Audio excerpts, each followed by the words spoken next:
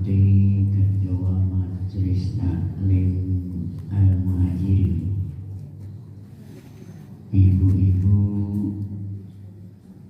jamaah Majelis Taklim Al-Muhajirin yang saat ini mudah-mudahan senantiasa berbahagia. Amin. Dan dimuliakan Allah.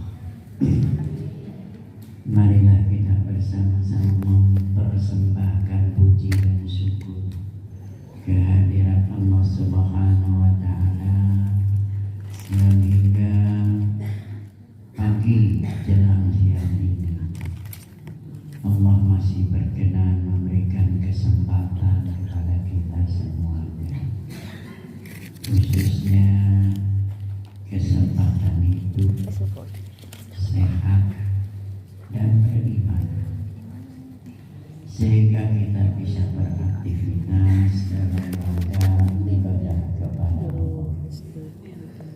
Salawat dan salam semoga Allah senantiasa melimpahkan kepada junjungan Nabi kita Muhammad Sallallahu alaihi wasallam beserta keluarga, sahabat, dan mudah-mudahan kepada kita semua. Amin.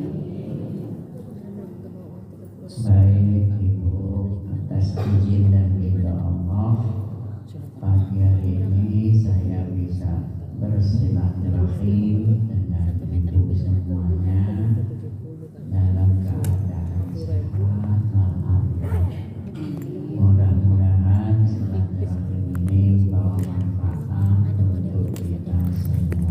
Amin. Karena saya nggak diamalkan nanti materinya apa, jadi bebas ya. Bebas sampai jam berapa Bu? Hah?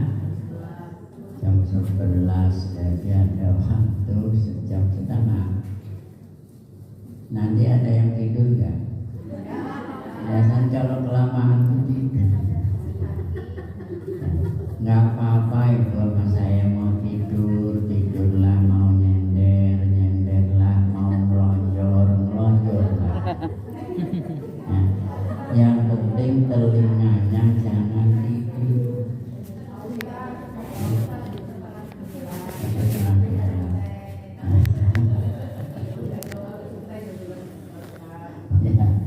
Ya nggak apa-apa. Ya Bu, jangan segen-segen, mau melonjor saja. Ya. Takut nantinya lututnya sakit, malah sayanya dosa ini gara-gara Pak Ari ini nggak enak. Nah, udah enakin aja, melonjor aja nggak apa-apa. Tidur boleh sambil nyender, tapi telinganya jangan, takut salah dengar. Nanti saya bilang ambil yang baik-baik, Ibu salah dengar sendal orang yang baik yang diambil. Nah, baik Ibu, tadi saya awali mukadimah dengan surat Al-Asr. Ya. Surat ini pendek tapi sangat-sangat ya, kalau kita mau memahami sangat bermakna bagi diri kita. Bahkan Imam Syafi'i radhiyallahu menyatakan, seandainya Allah tidak menurunkan ayat atau surat lagi setelah surat Al-Asr ini sudah cukup. Nah, itu Imam Syafi'i merasa cukup karena apa? Karena memahami dari surat Al-Asr tadi. Nah, insya Allah Ibu hafal semua ya. Artinya apa ya? Artinya apa Bu? Insya Allah ada yang hafal, ada yang enggaknya. Ngapa sebutnya? Wal asri, demi waktu, demi masa. Ya. Demi waktu, kalau waktu itu detik ke detik, kalau masa itu panjang. Ya. Innal insana lafi khusrin, sesungguhnya manusia itu di dalam kerugian. Bahasa halusnya kerugian. Bahasa ekstrimnya celaka. ilal ladzina amanu, kecuali orang yang beriman, wa amilus sholihat, beramal soleh, wa tawassaw bil haq, berpesan-pesan dalam kebenaran, wa tawassaw bisabr, berpesan-pesan dalam kesabaran. 3 ayat maksudnya banyak ya. Pertama, Allah bersumpah dengan waktu supaya manusia bisa mengatur, memanfaatkan waktu ya. Rugilah orang yang tidak bisa mengatur waktu ya. Ibu dikasih waktu oleh Allah 24 jam ya, dari jam 6 pagi sampai 6 pagi lagi 24 jam. Kita harus bisa mengatur waktu itu berapa jam untuk Allah, berapa jam untuk diri sendiri, berapa jam untuk silaturahim, berapa jam untuk keluarga, supaya nggak rugi. Berapa jam untuk mencari ilmu. Nah ini, sehingga mencari ilmu di sini tadi sebulan sekali Bu. Iya Bu. Sebulan sekali. Itu pun kalau pas Sebulan sekali 2 jam nggak nyampe. Itu kalau waktu. ada suami Ya. aja.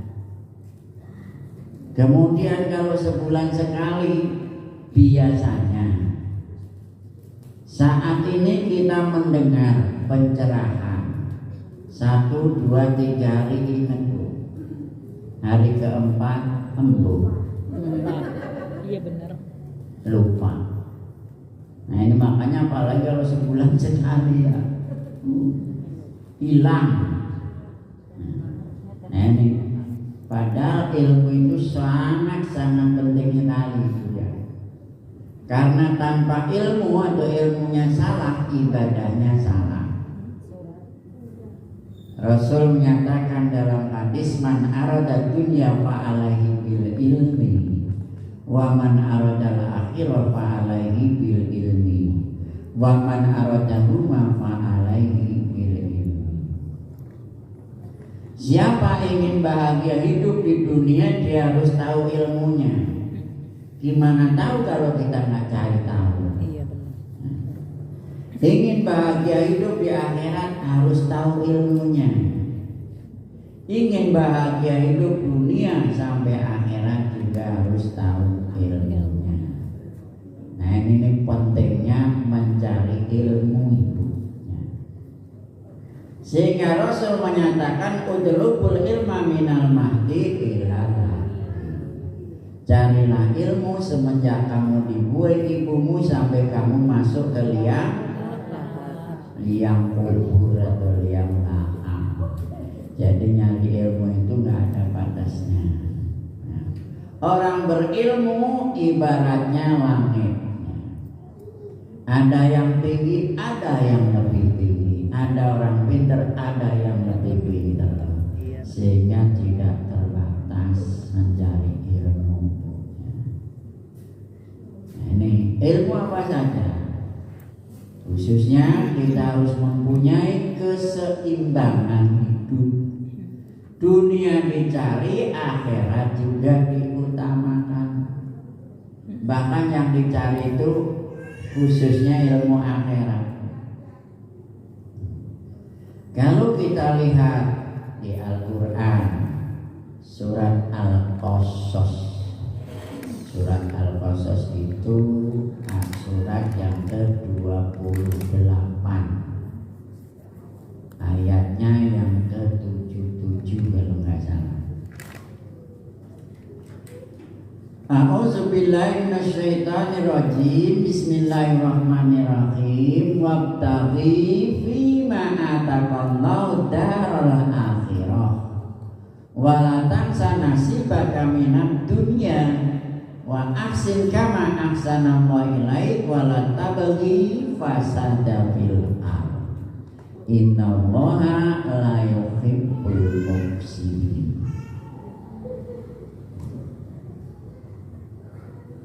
ketemu Bu. Nah, kalau bawa HP, buka HP-nya, tapi khusus untuk kajian, biar manfaat. Karena biasanya Bu ya, biasanya si HP itu kalau saya katakan tuh kalau di pengajian tuh dialah setan gepeng. Ya, setan gepeng. Ustadznya ceramah, dia selfie. Nah, kemudian selfie, dia WA. Nah, selfie ini loh saya lagi ngaji. Nah, ibadahnya dipamerin. Itu orang Indonesia. Lagi tawaf selfie. Kirim ke ini saya lagi tawaf. Nah, makanya zaman saya dulu waktu masuk ke Masjidil Haram nggak boleh HP dibawa masuk, diperiksa. Nah itu kalau sekarang bebas Bu. Nah, sehingga tadi itu selfie. Masuk masjid bawa HP, manfaatkan kalau perlu direkam. Nah, omongan ustadznya, sehingga nanti kalau ustadznya salah, ibu WA Ustadz tadi salah, saya ingetin. Nah gitu ya. Itu yang baik begitu. Nah ini di dalam surat Al-Qasas tadi itu yang alif bahasanya kurang lebihnya, hendaklah kamu cari kebahagiaan hidup di akhirat yang Allah telah janjikan kepadamu. Jangan lupa kebahagiaan hidup di dunia yang Allah janjikan kepadamu. Berbuat baiklah kepada sesama manusia. Jangan membuat kerusakan di muka bumi. Allah tidak menyukai kepada orang yang berbuat kerusakan. Nah ini yang didulukan apa di situ ayat itu Bu? Akhirat. Ya. Hendaklah kamu cari kebahagiaan akhirat yang Allah janjikan padamu. Kenapa akhirat harus dicari? Nah ini ya. Kenapa akhirat harus dicari? Karena bekal akhirat itu nggak kelihatan Ibu, nggak kelihatan. Modal untuk akhirat itu nggak ada yang lihat. Apakah Ibu lebih takwa, sudah banyak bekalnya, atau masih sedikit? Itu yang tahu diri kita sendiri. Orang tak lain kadang membaca, kadang juga salah. Nah ini makanya akhirat itu harus dicari. Sampai kapan? Sampai masuk ke liang lahat. Sebelum dikubur wajib mencari. Kenapa dicari? Karena nggak kelihatan. Kalau modal dunia itu kelihatan. Modal dunia kelihatan, modal akhirat nggak kelihatan. Contohnya apa? Modal dunia. Sudah punya rumah, sudah punya motor, punya mobil, ini bekal dunia. Punya kerjaan, kelihatan orang lain juga lihat.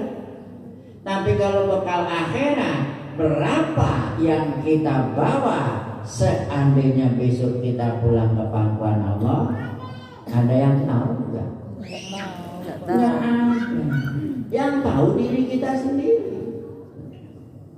Sehingga Allah mengingatkan pada kita di surat 59 ayat 18 dan 19.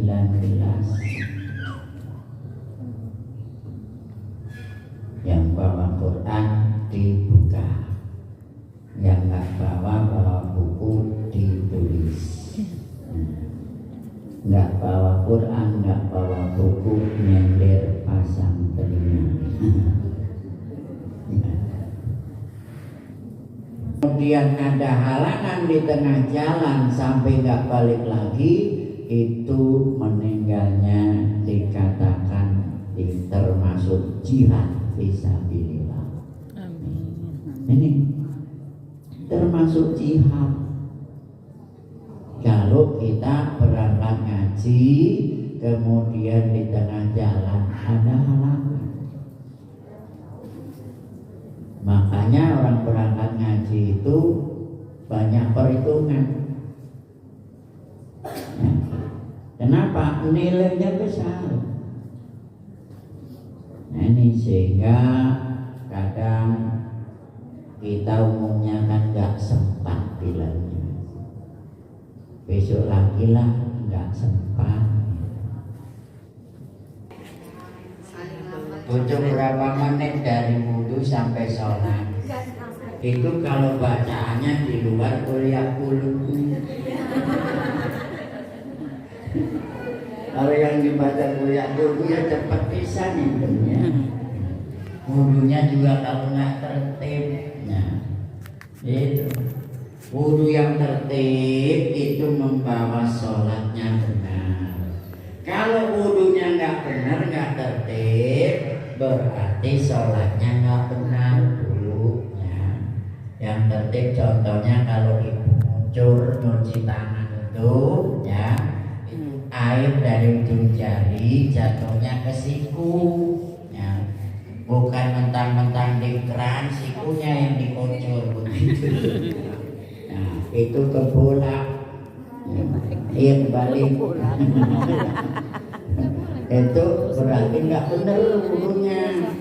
Nah, termasuk kaki, ibu nyuci kaki itu air jatuh di ujung jari, jatuhnya ke tumit. Bukan ibu main goyang doang, masih bersih kakinya, keran dikucur diputar-putar doang gitu. Itu nggak bener wudhunya. Wudhu nggak bener, sholatnya nggak akan sempurna, nggak bener ya. Nah ini dari wudhu ya. Jadi niatkan dari yang sepele-sepele itu kita perbaiki. Ya. Ya makanya persiapan sholat itu perlu. Jangan sampai tadi itu lagi sholat karena kita kurang persiapan, cucunya masuk ke mukena, acak-acakan sholatnya. Tuh. Perlu persiapan. Perhatikan kalau di rumah sendiri juga, ya. Sudah wudhu rapi, mau suami tanggung jawab. Kalau suami salah, istri gak ditanyain. Itu enaknya istri, Bu. Tapi jangan dibiarkan suami salah, Bu. Ya. Kalau ibu sayang sama suami mah, ya, jangan. Ya. Ini sayang sama suami, suami sayangnya sholat subuh dikekepin aja, nggak boleh ke masjid. Sayang sama suami. Itu bukan sayang, itu menjerumuskan suami. Ya. Kalau sayang sama suami, kalau ada di rumah 5 waktu suami dikasih motivasi supaya sholat berjamaah di masjid. Kalau suaminya males di rumah jamaah capek, kasih mukena. Pak, kalau sholat di rumah nih pakai mukena ibu, jadi bapaknya solehah. Ya. Warna pink ya. Itu ya, kasih motivasi bu. Ya. Suami ibu selagi sehat, masih bisa berjalan, kasih motivasi. Kalau ibu sayang dengan suami, dimotivasi supaya bisa sholat berjamaah. Waktu pengajian dikasih semangat supaya hadir di pengajian. Terlepas ustadznya siapa, ya. Pasti ada perbedaan, nggak bakal selesai. Yang penting yang baik tadi yang dia sampaikan ustadz sesuai dengan Quran dan Sunnah Rasul, ya harus diterima. Kalau nggak pasti tanyain itu. Ya. Nah ini masuk surga itu ibu paling gampang, taat sama Allah, taat sama suami kan. Nah ini kadang juga namanya udah tua bu ya kan. Suami datang, ibu tawarin, "Mak, Pak, mau ngopi apa mau ngeteh?" Kata suami ibu, "Udah teh hangat aja." Ibu masuk ke belakang, bukan bikin teh tapi malah apa Bu? Malah gendong cucu. Kadang kita malah membalik jemuran, kadang macam-macam lah. Akhirnya suami nungguin aja di meja tamu. Lupa. Mana si emak tadi katanya mau bikinin teh. Mak, mana tehnya? Oh iya lupa. Minta maaf kalau lupa. Perintahnya harus ditaati. Perintahnya harus ditaatin selagi suami taat kepada Allah. Nah, di situ. Ya. Nah, ini kemudian taat kepada Allah itu pasti. Ya.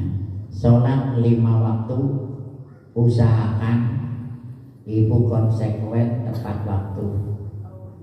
Karena ibu kadang ada tamu yang nggak ketahuan datang jamnya. Mungkin tanggal bisa diprediksi, tapi jam kadang nggak bisa. Apa namanya sama Allah, ya. Apalah maunya suami, ya. Itu, ya. Kalau perlu ini khususnya muda-muda belajar istilahnya membahagiakan suami. Mau kerja semuanya udah disiapin, kaos kaki, sepatu siapin, ya. Habis mandi udah siapin pakaiannya. Ya. Jangan sampai suami mandi, mana selepak. Nah, cari sendiri di lemari. Nah, kaos kaki ada di sana di rak. Nah, ini namanya suami istri salah, bukan soleh. Jangan harap masuk surga. Itu. Suami berangkat, salaman, doain Pak hati-hati ya di jalan. Nah, pulang dijemputnya depan pintu, salaman, alhamdulillah selamat. Lepasin kaos kakinya, sepatunya. Ada yang begitu?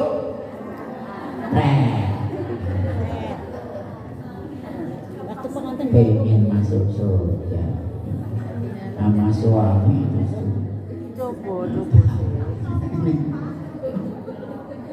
Apa sih beratnya melepas kaos kaki doangnya? Itu nyiapin pakaian.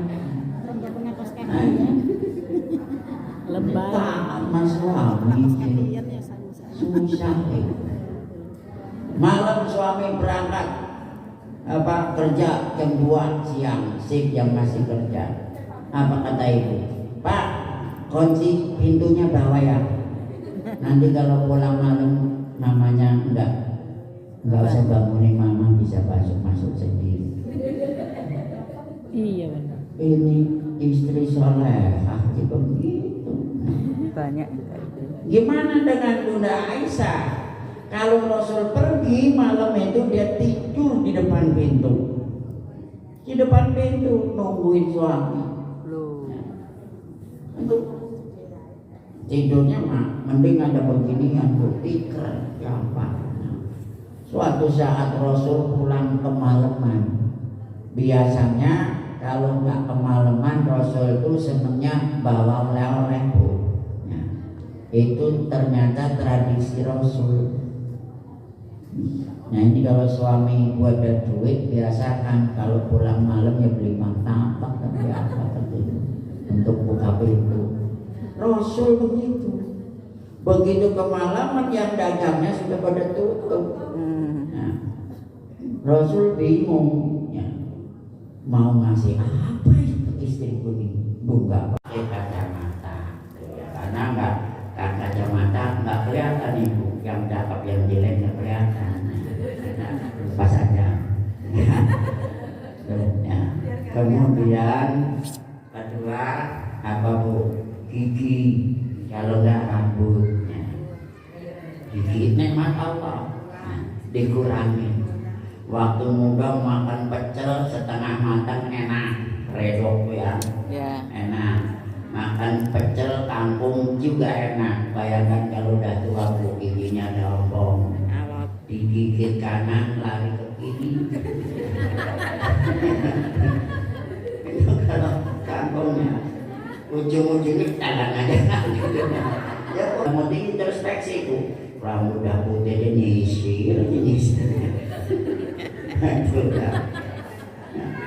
Nah ini udah mulai 40 ke sana, sudah nikmat Allah mulai dikurangi. Paling banter nanti 100-200 tahun nggak ada ya, 100 masih ada hukumnya.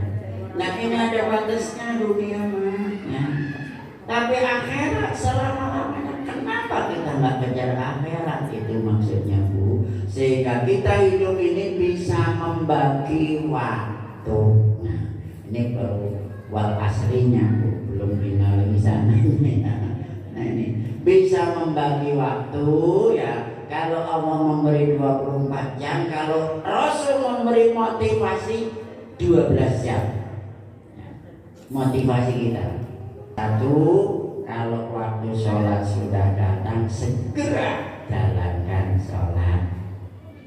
Nah, kedua, kalau sudah benar mati, segera diurus selesaikan. Yang ketiga, kalau ada janda, duda, gadis, perawan atau bujang, sudah waktunya nikah, carikan jodohnya. Itu ini yang harus segera di situ. Siapa yang tanggung jawab? Majelis Taklim ketua. Jamaah saya ada yang tidak janda, ada yang kesalahan. Barangkali ada yang perlu didiskusikan beberapa menit. Silakan Ibu kalau ada yang ditanyakan. Sama untuk berdoa dan mendoakan. Berdoa untuk diri dan keluarga kita, mendoakan untuk saudara dan orang lain, khususnya kepada saudara kita Ibu Ketua Majelis Taklim yang sedang menunaikan ibadah haji. Semoga diberi kesehatan, kekuatan, kemampuan sehingga bisa melaksanakan rukun-rukun haji dengan sempurna.